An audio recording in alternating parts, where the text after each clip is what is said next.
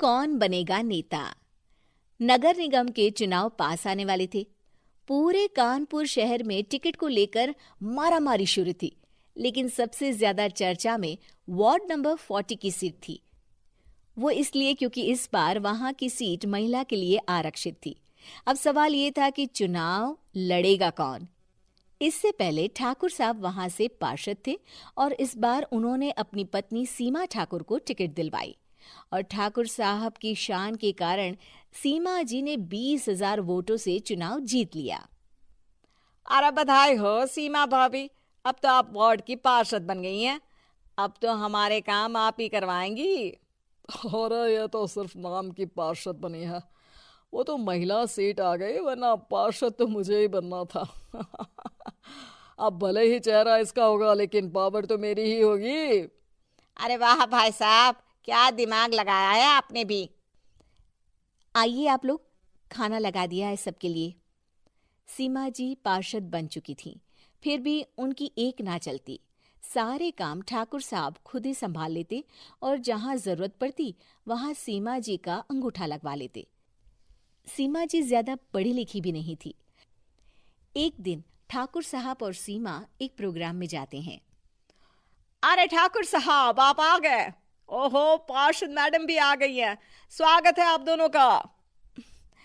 लगता है हमारे पार्षद फंड का सही इस्तेमाल हो रहा है। चलिए अब उद्घाटन करते हैं। ये लीजिए ठाकुर साहब कैची, आप ही सबसे पहले प्रवेश कीजिए। सब लोग आगे निकल जाते हैं और सीमा जी पार्षद होने के बावजूद भी पीछे खड़ी रह जाती हैं। वो देखती हैं कि वेलकम बोर्ड पर उनका नाम है, लेकिन महिला होने के कारण कोई उनका सम्मान नहीं कर रहा। अगले दिन एक आदमी उनके घर आता है। अरे ठाकुर साहब नमस्कार। कल ना हम नोटिस किए कि हमारा घर तो अवैध है और नगर निगम वाले उसे तोड़ने आ रहे हैं। अरे कुछ कीजिए ना ठाकुर साहब। देखो भाई, मैं तो ज्यादा कुछ कर नहीं सकता, पर अगर तुम सबकी जेब गर्म कर दो तो कुछ हो सकता है।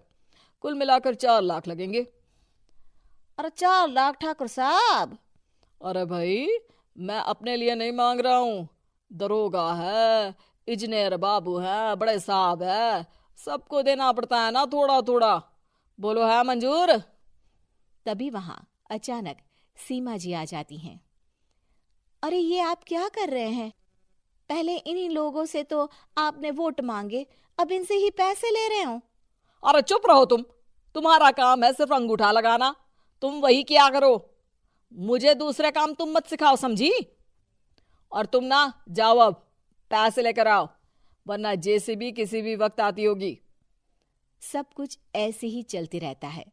एक दिन सीमा जी और ठाकुर साहब को एक लोकल मीटिंग में बुलाया जाता है। वहां पर कई और अधिकारी लोग भी मौजूद रहते हैं।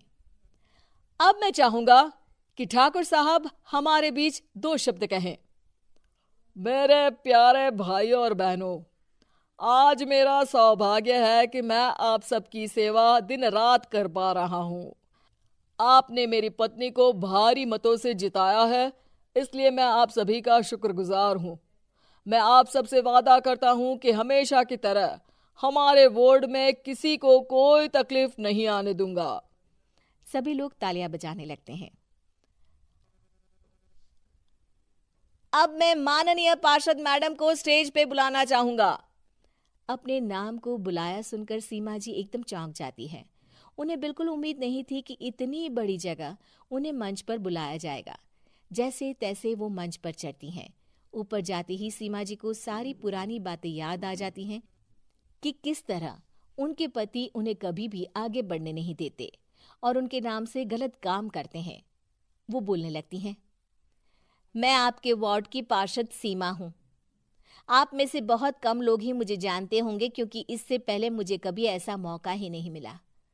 सारे मौके मेरे पार्षद पति यानी आपके ठाकुर साहब ही लेते रहे, लेकिन आज ये मौका मुझे मिला है तो मैं इसे ऐसे ही नहीं जाने दूंगी। मैं आपको ये बताना चाहती हूँ कि आपके ठाकुर साहब मेरे नाम की आड़ में गैर कानूनी काम करते हैं, जिस पर अंगूठों के निशान मेरे होते थे। इसीलिए मैं अपनी गलती मानती हूँ और आज अपने पद से इस्तीफा देती हूँ, ताकि आगे से कोई गलत काम ना हो पाए। अब फैसला आप सबके हाथ में है कि आप हमें क्या सजा देना चाहते हैं। सीमा जी की बातें सुनकर ठाकुर साहब के चेहरे का रंग उड़ जाता है और वो शर्म से मुंह नीचा करके वहां से चले जाते हैं और पद से इस्तीफा देकर ही सही सीमा जी अपने आप में आत्मविश्वास महसूस करती हैं।